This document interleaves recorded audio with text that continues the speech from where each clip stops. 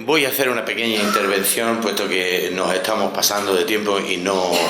Además, yo fui el primero que pensé, no me voy a preparar absolutamente nada, voy a lo que salga después de haber escuchado a todos los demás. Y voy a querer reflejar algo que, bueno, pues que en esta jornada yo he echado de menos, ¿no? Y es que no porque no se haya invitado, yo extendí una solicitud para que tanto la Consejería de Salud como la Consejería de Empleo de la Junta de Andalucía pudieran poner un ponente aquí, ¿no? Un ponente aquí que nos vinieran a explicar ciertas dudas que nosotros tenemos, ¿no? Fundamentalmente en datos estadísticos, que no sé por qué razón no aparecen, ¿no?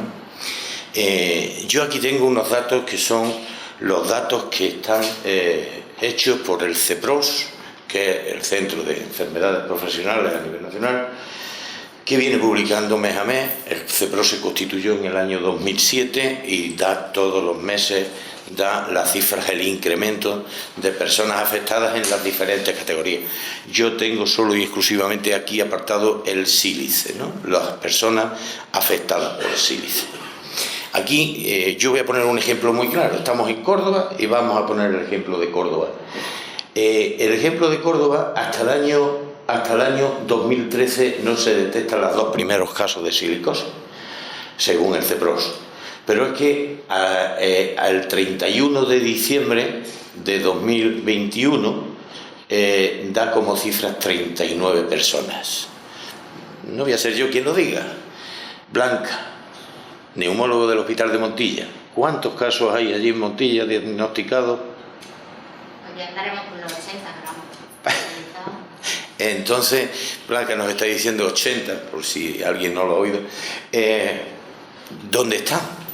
¿Dónde están? ¿Por qué los datos estadísticos en los que se basa la Administración para tomar las decisiones tienen este error, tienen este fallo? ¿Por qué? ¿Dónde está el fallo?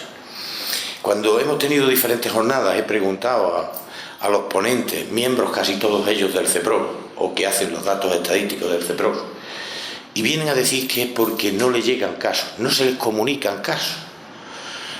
¿Quién está obligado a facilitar esos casos? Pues sin duda de ningún tipo, al tratarse de una enfermedad profesional, son las mutuas. Las mutuas son las que tienen que estar, las que deben de dar estos partes comunicados. Pero ¿qué ocurre con los trabajadores que se les detecta una silicosis y que ahora ya no están trabajando? Y a lo mejor se le han detectado en el Servicio Andaluz de Salud. Tenemos la suerte de que en Cádiz o ahora aquí en Córdoba ellos mismos sí que están haciendo las sospechas de enfermedad y elevándolas a la Administración. Pero yo es que ya no creo ni siquiera que sea que no les lleguen esos partes comunicados, y es por una sencilla razón por lo que pienso esto, y lo voy a decir muy claro. El día 22 de febrero de este año en Montemayor se recibieron 12, que yo conozca, en todo caso tendría que ser alguno más, pero vamos, 12 que yo conozca, resoluciones del CEPROS en el cual se reconocía la enfermedad profesional de silicosis. 12. Miro los datos estadísticos en la provincia de Córdoba y en todo lo que va de año hasta el cierre del mes de abril solamente dan 2 casos. 2 casos en el mes de marzo, donde están como mínimo los 10 restantes. Y ya no es que el CEPROS no tenga conocimiento, puesto que estamos hablando de una resolución del propio CEPROS. ¿Dónde están esos casos? ¿Y por qué? ¿Por qué se da esa circunstancia? Si barajamos con la misma hipótesis un poco todo lo demás, en vez de haber 557 casos en Andalucía, estaríamos hablando de 1500, porque los datos que aquí se están facilitando no llegan ni al 30% de la realidad que tenemos, y estamos hablando de los casos en Montemayor, que no es solamente Montemayor, que aquí además está Reina Sofía, el Hospital Comarcal del Valle de los Pedroches, está el Hospital de Cabra, en fin, en la zona minera de Peñarroya, Pueblo Nuevo, que bueno, se cerraron las minas hace años, pero indiscutiblemente casos de silicosis allí, me imagino que habrá. Por lo tanto, estamos hablando de un 30% de lo que nos están facilitando, y la realidad es que me atrevería incluso a decir que incluso más. No quiero extrapolar esto a todas las demás ciudades de España, pero mucho me temo que es así.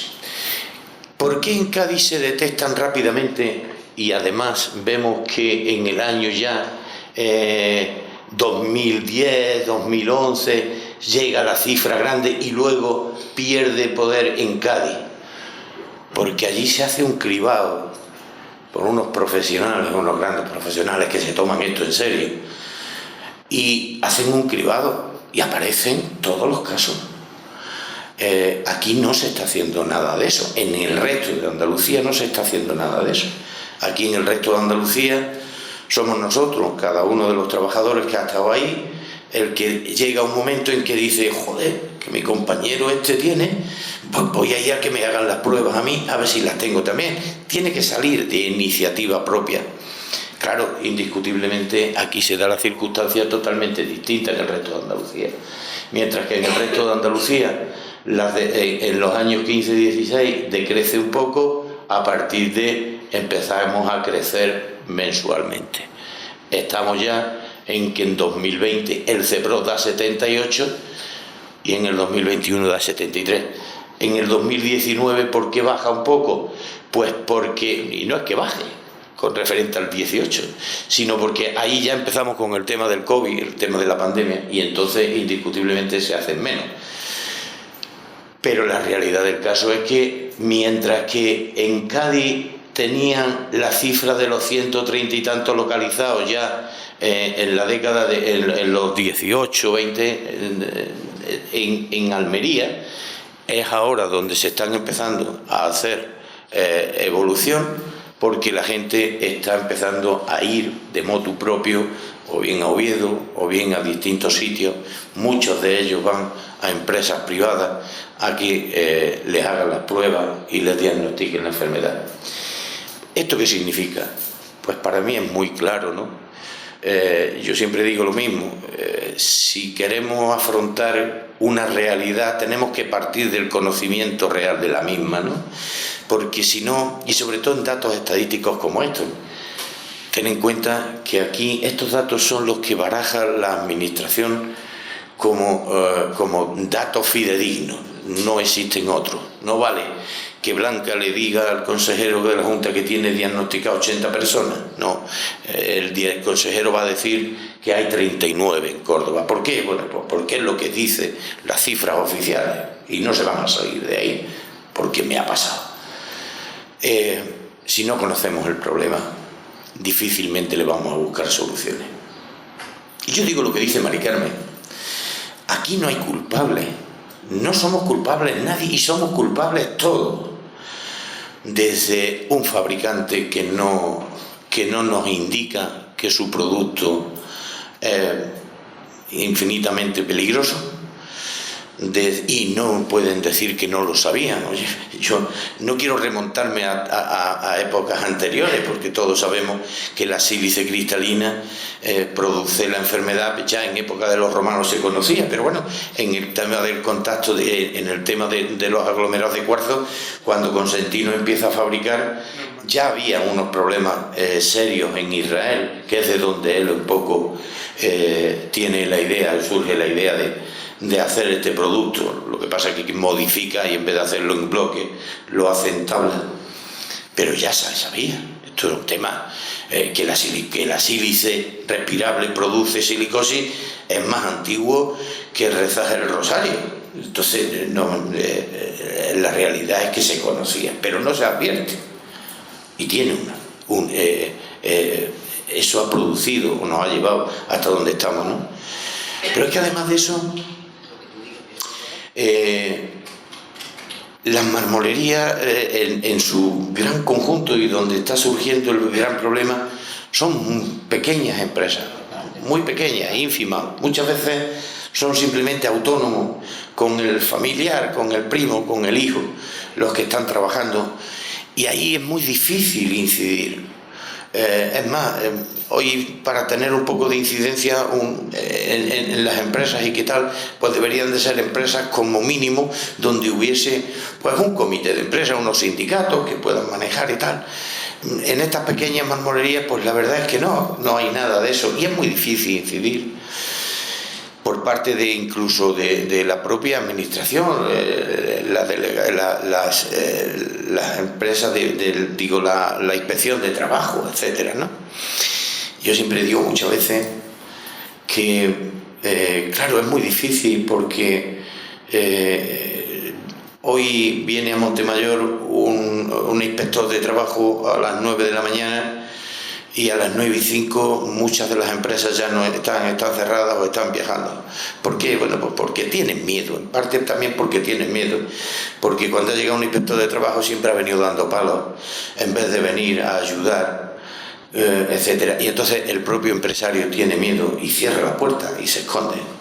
Entonces no es fácil, pero somos responsables todos, el fabricante, el empresario, las empresas de prevención, la propia administración que no regula, que no vigila, que no... Falta de personal, vale. La propia administración de justicia.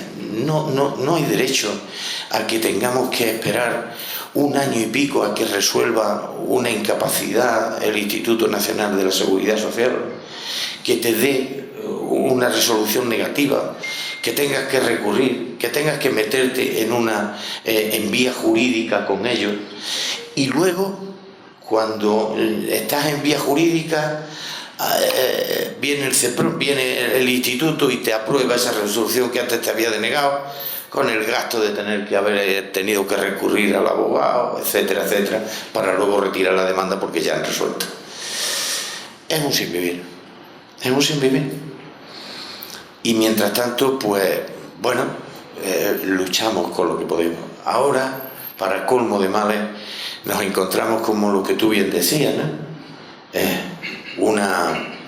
Ya el 15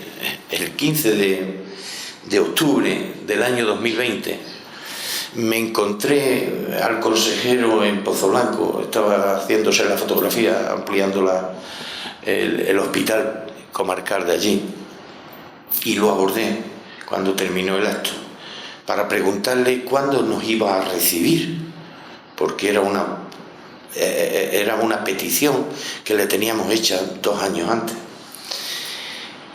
Y sin venir a pelo, él sabía perfectamente que nosotros reivindicábamos un centro, un instituto andaluz de silicosis, con amplio aspecto, que cubriese investigación, desarrollo, mediciones, análisis, que llevase control de empresas y trabajadores expuestos para luego tener una constancia de esos anteriormente expuestos.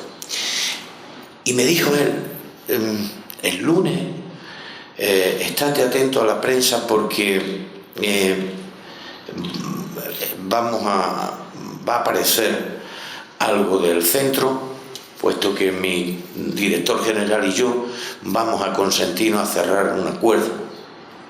Claro, aquello me llamó poderosamente la atención y yo dije, bueno, y Consentino, ¿qué hace un zorro en el gallinero para guardarlo? Por Dios santo, si él es el que ha producido todo esto, ¿cómo va a ser una de las personas que van a llegar al acuerdo, que va a financiar un proyecto de un centro? Luego no apareció nada en prensa, se ve que no llegaron a unos acuerdos determinados, y mira por dónde el día 28 de marzo llega este acuerdo y se firma por parte de la administración, la Universidad de Córdoba y Consentino, se firma este acuerdo. Es una declaración de intenciones, en principio no es nada, y esperemos que, es cierto que nosotros deseamos mucho que haya un centro de unas características similares, pero desde luego con dinero público, donde podamos pedir explicaciones y no con dinero privado de la empresa que más silicóticos está produciendo en el mundo entero. Por lo tanto, es ya un despropósito de un tamaño bestial. Por eso, el día 9 nos manifestamos delante de la puerta de la consejería Pero bueno, se ve que el director general tenía COVID, el consejero, si no lo tenía, lo parecía. El caso es que no nos quisieron atender a nadie. Pero bueno, nosotros metimos nuestras reivindicaciones en la consejería y bueno, por lo menos estuvimos ahí, ¿no? Es difícil, es muy difícil luchar contra todo esto, pero es verdad lo que dice Mari Carmen. Tenemos que estar toda la gente implicada, toda la clase de la administración, todos implicados. Yo lo decía Alfonso, vamos a empezar por un intento de convenio donde tengamos que dejar fuera a la propia vía jurídica, que si nos metemos en esa vía nos vamos a 2, 3, 4 años o los años que sea, ¿no? ¿Por qué? Como nos ha dicho el magistrado, por falta de personal. No se puede trabajar más y no se le puede pedir a la gente que trabaje 26 horas, porque, entre otras cosas porque el día no lo tiene, ¿no? Entonces tenemos que intentar evitar y buscar soluciones entre todos para que la realidad sea bien distinta y no tengamos que recurrir a todo esto, ¿no? Yo no quiero con esto ya terminar y punto, y es simplemente agradeceros a todos, felicitaros por las ponencias que habéis hecho y bueno, la próxima vez que tengamos oportunidad será de otra forma distinta, porque se hace muy pesado una jornada con tanto ponente y con tanta historia. Posiblemente organicemos de forma monotemática en casos concretos y tal, donde pueda hacerse más ameno y más participativo, ¿no? Y ahora, pues bueno, yo sin más voy a dejar abierto a todo el mundo, que todo el mundo exponga lo que quiera exponer y entre todos hablamos y comentamos un ratito. La verdad es que poco, porque si no hay mucho que hablar y la hora que son, poco podemos hacer ya y es tarde, ¿no? Pero bueno, agradeceros de verdad sinceramente a todos los ponentes, mi enorme gratitud. Y a los participantes, tanto los que están aquí como a los que nos ven a través de internet, pues bueno, pues que aquí estamos y a seguir en la lucha entre todos, ¿no? Muchas gracias.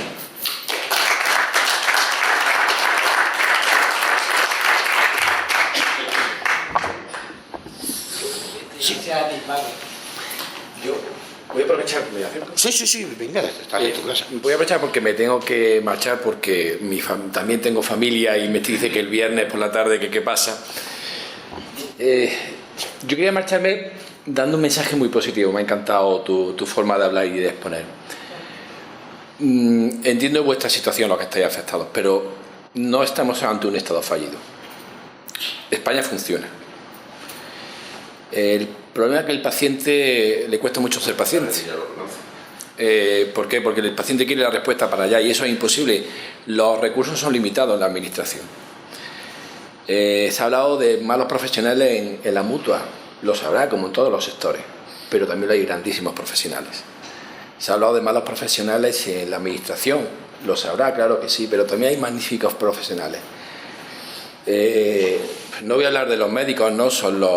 Hoy día son, digamos, nuestra vanguardia, ¿no? En la sanidad, en una sanidad pública que ha mirado a nivel universal, ¿no? Y yo he puesto la verdad de la administración de justicia. Tardamos mucho en resolver nuestro principal problema, pero damos lo mejor que tenemos. Ser pacientes, os encontraréis con malos profesionales, os encontraréis con malas personas, pero España funciona, la administración funciona, y al final, si hay razón, os darán la razón. Confiar. Yo entiendo que son muchos palos los que recibí y eso lleva a una deriva casi pesimista de la realidad, ¿no?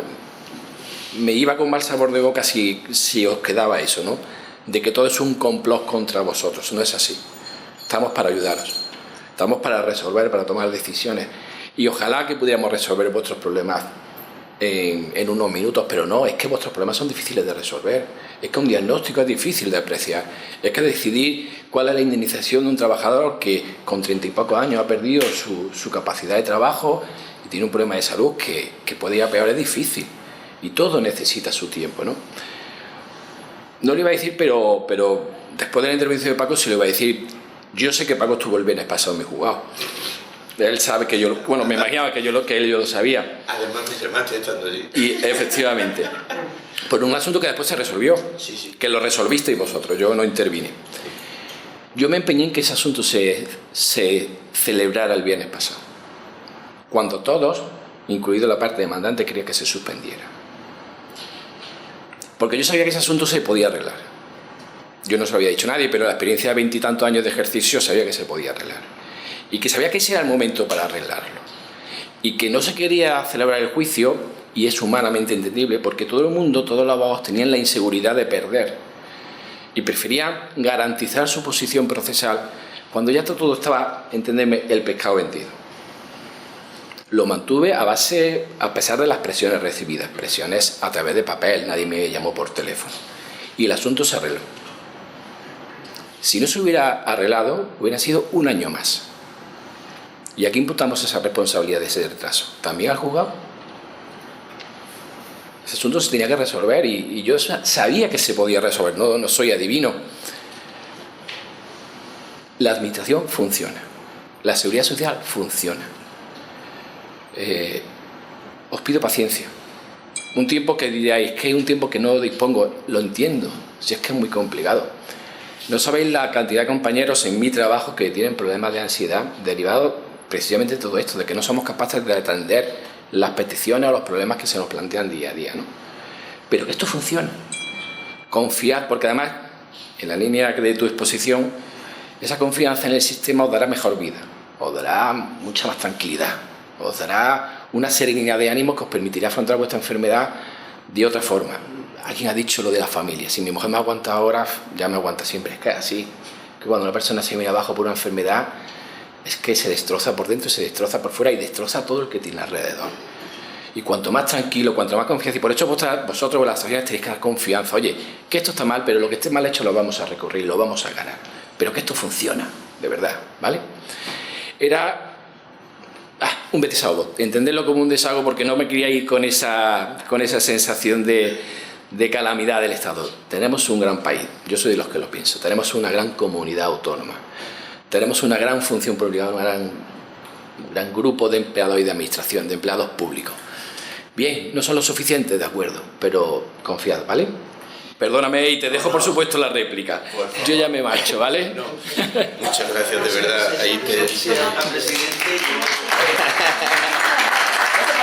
Sí. ¿Me tengo que quedar una más en la reunión y me puedo marchar?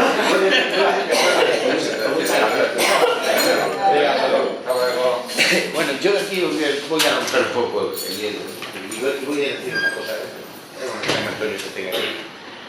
Pero claro, aquí nos estamos encontrando muchas veces unos casos que son verdaderamente bastante frustrantes, ¿no?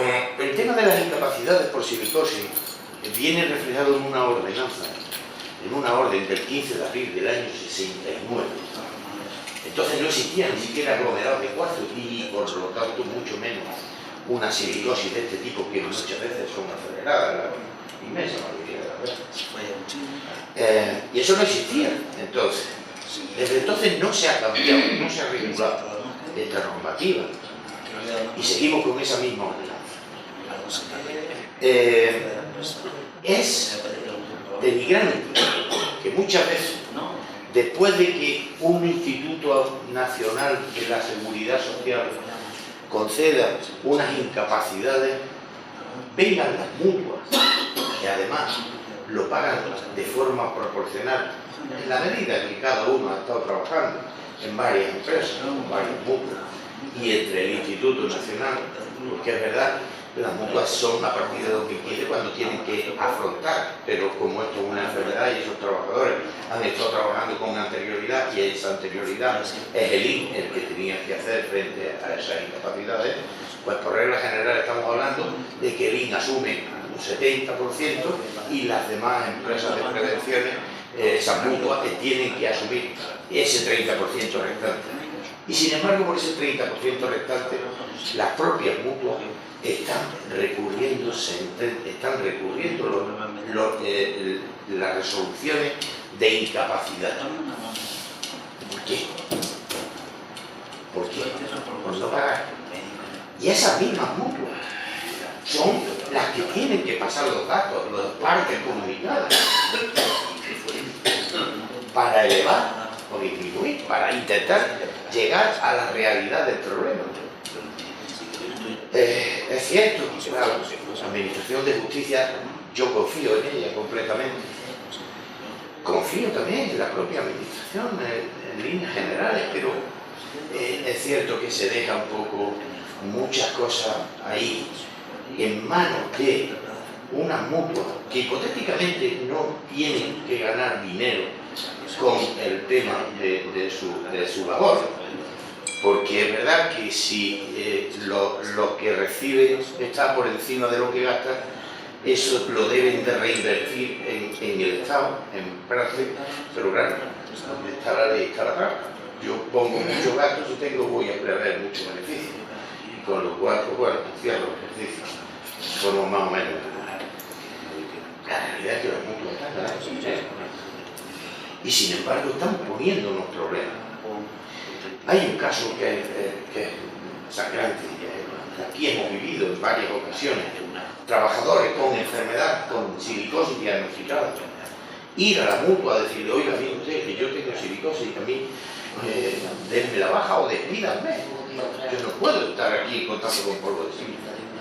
Y la mutua le ha dicho, no señor, usted tiene una silicosis crónica simple, no es incapacitante, usted siga trabajando. Y le dice al empresario, oiga, usted, que es que yo no quiero seguir en contacto con polvo de sílice, que mi salud es está por encima de todo lo demás. Y el empresario, bueno, si quiere, te hago un despido disciplinario y te vas a tu casa, no tienes indemnización y además no tienes derecho a pago y ahora te va a averiguarte la vida. Oiga, esto es impensable. Mire, usted ha contraído una enfermedad dentro del ámbito en donde usted está trabajando. ¿Qué pasa? ¿No tiene usted un puesto donde reubicarlo? Pues muy bien, un despido objetivo por una causa sobrevenida. ¡Ay, gloria! Es lo que va a esperar, si no pedimos más. Y automáticamente ese trabajador le corresponderá la pequeña indemnización que le pueda corresponder y además puede estar en el desempleo contributivo mientras se resuelve la situación de incapacidad que solicite. Por lo tanto, reitero un poco, es labor de todo, empresario. Una de las cosas que me llama poderosamente la atención es que incluso médicamente y jurídicamente la silicosis se nombra de diferentes maneras. Crónica simple, con fibrosis masiva y en jurídica hablan silicosis grado 1, silicosis... Coño, poneros de acuerdo en nombrarla de una manera que todo el mundo lo podamos entender, ¿o no? Que sepamos de qué estamos hablando. Hasta eso. Entonces, yo lo que pretendo un poco es eso, ¿no? Decir, señor, lo importante ahora mismo es que tenemos un problema. Es un problema grave, es una pandemia lo que tenemos, es un problema que está aumentando, como aquí he demostrado, mes a mes, y por lo tanto tenemos un poco la obligación de, fuera ego, fuera historia, vamos a vacunar. Indiscutiblemente nos unen muchas cosas con la Asociación de Empresarios, porque tenemos muchas cosas en común por las cuales luchar. Cierto también que posiblemente unos son empresarios, otros trabajadores y pueda haber algunas discrepancias. Pero vamos a luchar por eso que nos une, para intentar entre todos lograr que se nos haga visible y que la administración se tome en serio, puesto que son los que tienen la capacidad de poder generar una normativa que regule esto de una manera mejor de la que está regulado, porque regular incapacidades con una normativa del año 68 en un tema como es la silicosis por aglomerados de cuarzo me parece poco menos que de risa. Cuando yo vi un poco el tema de este centro, el Caerol que pretenden montar aquí, cuando ya en esa época que yo estuve hablando con el consejero el 15 de octubre, inmediatamente le hicimos una pregunta parlamentaria al consejero, preguntándole que qué pasaba con ese centro que él había dicho que se iba a montar. La respuesta era una línea, una frase que decía: centros, no hay nada más que uno, que está en Oviedo, se llama Instituto Nacional de la Silicosis y pertenece al gobierno de la nación. En primer lugar, no es cierto, es nacional, cuando se crea es nacional, pero en el año 2001, en diciembre de 2001, se transfiere a la comunidad autónoma y por lo tanto sí que es verdad que mantiene un centro como referencia en materia de información, de formación, etcétera, etcétera, pero nunca de diagnóstico, nunca de diagnóstico. Para el diagnóstico están las entidades de salud de cada una de las comunidades autónomas. Sin embargo, nos estamos encontrando con que el propio Instituto Nacional le da un valor por encima de cualquier cosa a eso. Y volvemos a tener que decirlo de antes, tenemos que ir a los tribunales para que no un juez y diga: no señor, la ley es clara, no es diagnóstico, no tiene por qué. Además, entre otras cosas, el acuerdo que tienen entre ambos dice que esos informes no son vinculantes. Mire usted, pues vamos a ver, vamos a hacernos caso de los profesionales que son tan buenos, los profesionales que tenemos en el SAS como los que puede haber en el Instituto Nacional de la Silicosis, por muy engrandecido que algunos se crean.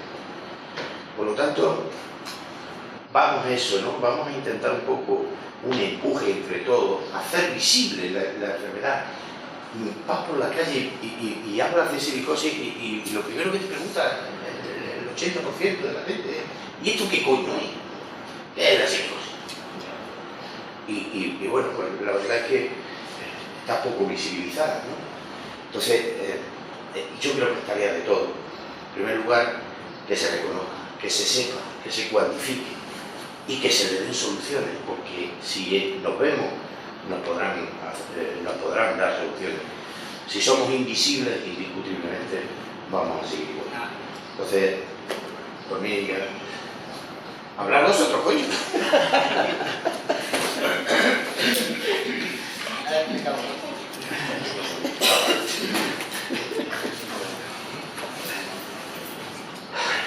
Bueno, pues... Creo que el choque es porque nadie te explica con qué te vas a tropezar luego. Tú empiezas a trabajar y nadie te explica que con el tiempo vas a tener un problema.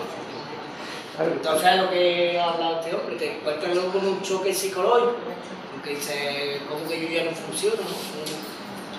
¿Esto a qué viene? Es a lo que estamos luchando. Es cierto, pero bueno, eso, vamos de lo que se trata es de que, bueno, el tiempo de atrás, lo que ha venido hacia atrás, es un tiempo pasado que nos debe de valer para saber cómo tenemos que actuar o cómo tenemos que no actuar en un futuro. Y eso nos ha enseñado un poco a que, bueno, que no vale de nada ir por separados unos y otros, tenemos que unirnos en lo que más nos une y entre todos intentar llegar a la administración y hacernos visibles y hacernos que nos puedan escuchar y que nos atiendan. Este carrero que se pretende montar aquí ahora mismo en Andalucía, oye, pero si es que, ¿por qué tiene que haber una empresa que es la principal, tiene que estar metida ahí? Y no podemos estar nosotros que somos los enfermos realmente. ¿Por qué? Porque tiene dinero. Y es la que va a aportar. Hay innovación, no lo sé. Hay innovación, pero no te dice los programas que ves. Pero ahí entiendo que en un centro de ese tipo tenemos mucho más que decir los enfermos que la empresa fabricante. Ella tiene una pegada de él. Bueno, pues ya está. Vale, señores, que esto se trataría un poco de un coloquio, contar chistes o algo, que nos vamos. Déjame.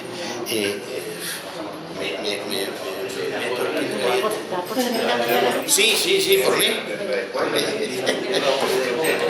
Señores, por mí ya damos por terminada la jornada y os agradezco a todos la asistencia y bueno, esperemos que continuar en otro momento con los... Adiós, Mari Carmen.